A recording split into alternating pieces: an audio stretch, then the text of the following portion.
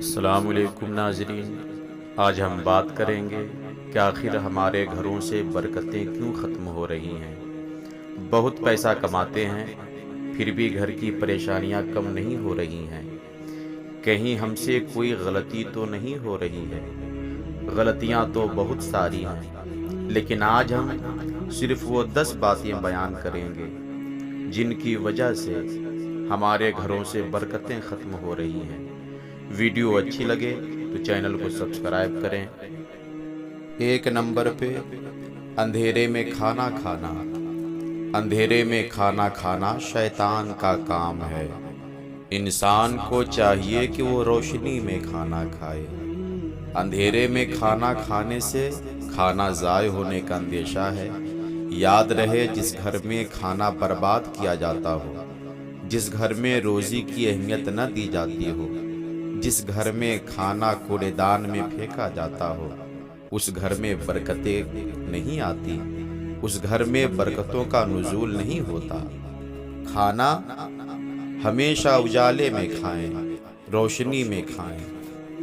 2 number پہ رات میں جھاڑو دینا ہے۔ یاد رہے، جھاڑو دینا یا کپڑے دھونا یہ دن کے کام ہیں۔ اللہ نے دن کو کام کے لیے بنایا ہے اور رات کو سکون کے لیے بنایا ہے۔ بامر مجبوری گھر میں گندگی ہو تو یاد رہے، گندگی کو صاف کرنے کے لیے جھاڑو لگا سکتے ہیں، لیکن اسے عادت نہیں بنانا چاہیے۔ رات کو جھاڑو نہ دیں، نہ کپڑے دھوئیں، یہ دن کے کام ہے، دن کو کریں۔ رات کو جھاڑو دینے سے گھر سے برکتیں ختم ہوتی ہیں۔ 3 نمبر پہ پھونکوں سے چراغ بجھانا ہے۔ یاد رہے، جب چراغ بجھانا ہو تو اس کو ہاتھ کی ہوا سے یا کسی اور طریقے سے بجھانا چاہیے۔ چراغ کو پھونک سے بجھانا، اس سے گھروں سے برکتیں ختم ہوتی ہیں۔ 4 نمبر پہ جھوٹ بولنا۔ یاد رہے، جھوٹ بولنا یہ گناہ کبیرہ ہے۔ جھوٹ بولنے والے کو اللہ کبھی پسند نہیں فرماتا۔ جو شخص بات بات پر جھوٹ بولتا ہے، اس شخص پر اللہ کی لعنت ہوتی ہے، اور جس شخص پر اللہ کی لعنت ہو اس گھر میں رحمت کے فرشتے نہیں آتے، اور جب رحمت کے فرشتے ہی نہیں آئیں گے تو پھر گھر میں برکتوں کا نزول کیسے ہوگا؟ جھوٹ بولنے سے باز آئیں تاکہ گھروں میں رحمتوں کا نزول ہوتا رہے۔ 5 نمبر پہ قبرستان میں باتیں کرنا اور ہنسنا۔ اللہ کے نبی صلی اللہ تعالی علیہ وسلم ارشاد فرماتے ہیں، جب تم قبرستان جاؤ تو اپنی موت کو یاد کرو۔ جب قبرستان جاؤ تو قرآن کی تلاوت کرو۔ تمہارے قرآن پڑھنے سے مردوں کو ثواب پہنچتا ہے۔ یاد رہے، قبرستان میں جا کر باتیں کرنا اور ہنسنے سے اعمال برباد کر دیے جاتے ہیں، نیکیاں ختم کر دی جاتی ہیں، گھروں سے برکتوں کا نزول ختم کر دیا جاتا ہے۔ 6 نمبر پہ اپنے دل و دماغ میں برے خیالات رکھنا۔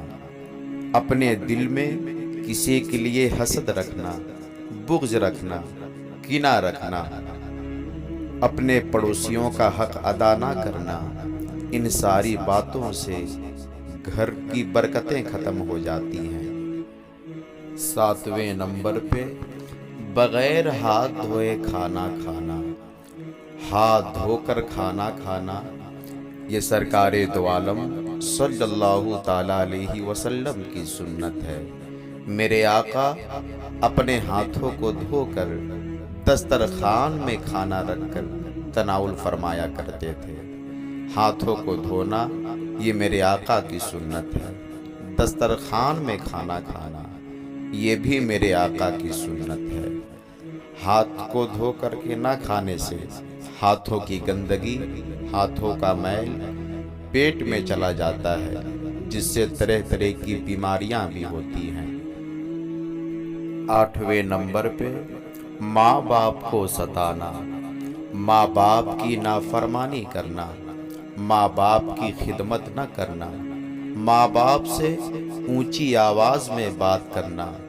पाक परवरदिगार आलम कुरान मुकद्दस में इरशाद फरमाता है कि अपने वालिदैन को उफ तक न कहो। याद रहे, जब खुदा का फरमान है कि अपने वालिदैन को उफ तक न कहो, जब कोई अपने वालिदैन को सताएगा तो फिर कहाँ से उसके घर में बरकतों का नुज़ूल होगा।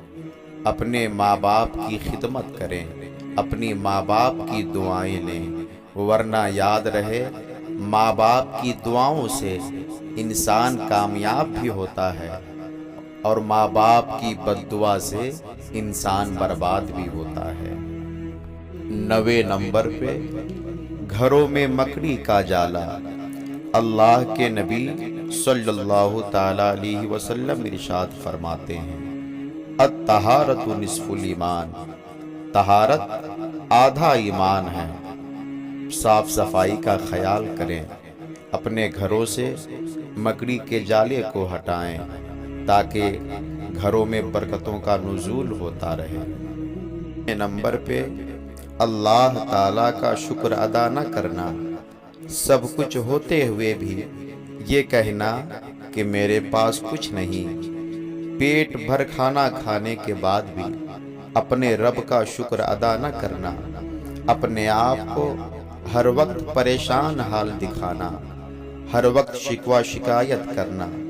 याद रहे, पाक परवरदिगार आलम कुरान मुकद्दस में इरशाद फरमाता है, व अम्मा बिनिअमति रब्बिका फहद्दिस, और अपने रब की नेमतों का खूब खूब चर्चा करो। तुम्हारी जिंदगी भी नेमत है, तुम्हारी औलाद भी नेमत है, तुम्हारे माँ बाप भी नेमत है। अपने रब की नेमतों का खूब खूब चर्चा करो। वीडियो आपको कैसी लगी कमेंट करके बताएं। दोबारा फिर हाजिर होंगे, तब तक के लिए खुदा हाफिज।